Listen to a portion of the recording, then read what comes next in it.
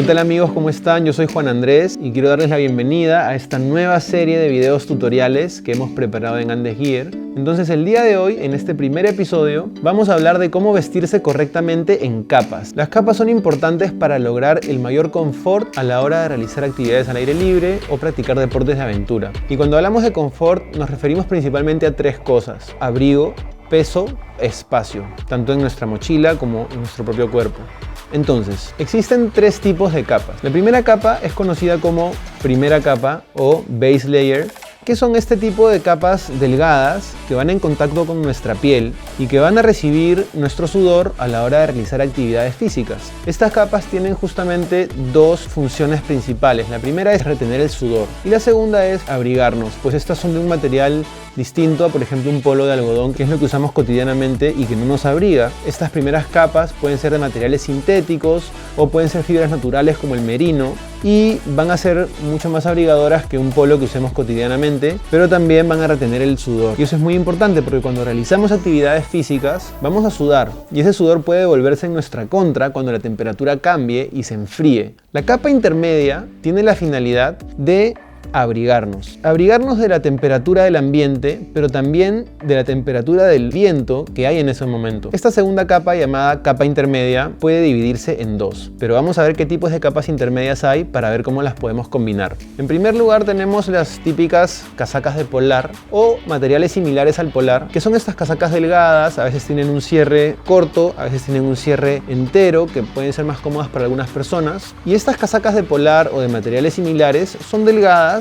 y si bien nos abrigan, no son las más abrigadoras de todas. Y es por eso que existe otro tipo de capa intermedia, que son las casacas rellenas. Las casacas rellenas pueden ser como esta Thermoball de The North Face, que es un clásico, que es rellena de un material sintético, que además es eco-friendly porque está rellena de un material reciclado. Pero también pueden ser casacas rellenas de plumas, que también son bien conocidas porque son las más abrigadoras.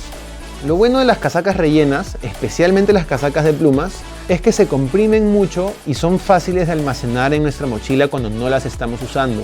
Esta capa intermedia mantiene nuestro calor corporal y en contacto con la primera capa, la reacción que generan ambas permite que nos mantengamos calientes. Cuando hace mucho frío podemos combinar dos capas externas, como por ejemplo una casaca delgada como las de polar, con una casaca rellena como esta Thermoball o una casaca rellena de plumas. Al combinar las dos, obviamente vamos a lograr una mayor temperatura que a veces es necesario para climas más fríos. Sin embargo, si bien hemos logrado una buena temperatura con nuestra primera capa y la capa intermedia, necesitamos protegernos de dos elementos más de los cuales estas capas no nos protegen, y esto es el agua y el viento. Esta última capa es conocida como la capa externa, coloquialmente a veces llamada la casaca impermeable o el cortaviento o la casaca de lluvia. Una buena capa externa es una casaca que nos va a proteger tanto del viento como del agua, y el agua puede ser en forma de lluvia o de nieve. Hay algunas capas externas que son repelentes al agua y que nos van a proteger de lluvias que no son tan fuertes. Sin embargo, hay otras casacas que son a prueba de agua, totalmente impermeables, que nos van a proteger en cualquier tipo de tormenta. Esta capa externa, que es la última, tiene la particularidad de ser muy delgada y muy liviana, porque lo que queremos justamente es no tener mucho peso. Lo que queremos es que nos proteja del viento y del agua. Y mientras haga eso, está cumpliendo su función. No necesita ser gruesa, no necesita abrigarnos, porque el abrigo lo tenemos en la capa intermedia.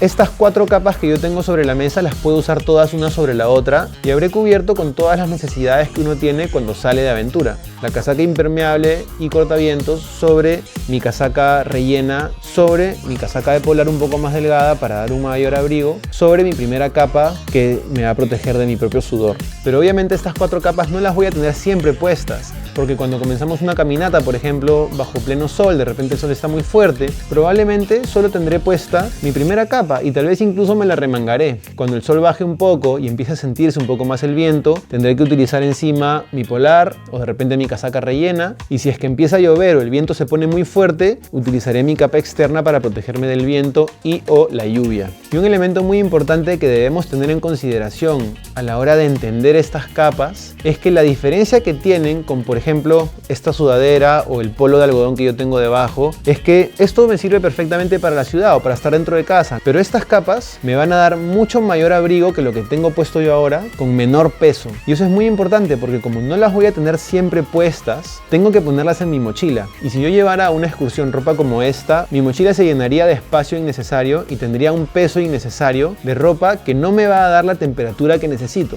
Y es por todas estas variables que es importante conocer y entender cómo funcionan estas capas para poder elegir la correcta según la actividad que vayamos a realizar. Entonces es así como funciona el sistema de capas. Anímense a seguirnos en nuestras redes sociales porque vamos a estar compartiendo más videos. Y si también tienen algunas preguntas y algunas sugerencias sobre qué temas podríamos tocar en esta serie de videos tutoriales, siéntanse libres de escribirnos en los comentarios. Muchas gracias por ver este video. Nos vemos en el siguiente episodio.